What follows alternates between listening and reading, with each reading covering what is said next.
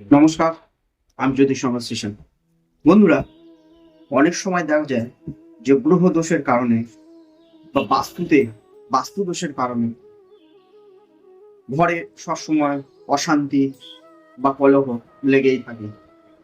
কোনো প্রকারেই একজনের মতের সাথে আর একজনের মতের মিল হয় না।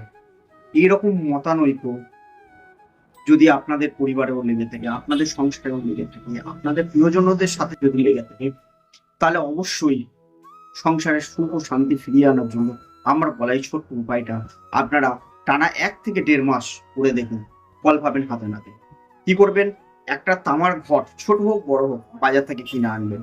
এনে সারা রাত গঙ্গা জল তাতে রেখে দেবেন।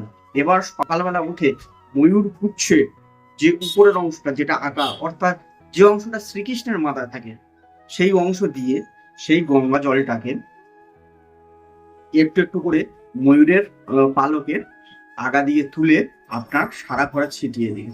বাথরুমে দেবেন না, বাদ বাকি আপনারা সব জায়গায় দিন। কন্টিনিউ আপনারা 1 মাস করে দেখুন, সুফল পাবেন হাতে নাতে।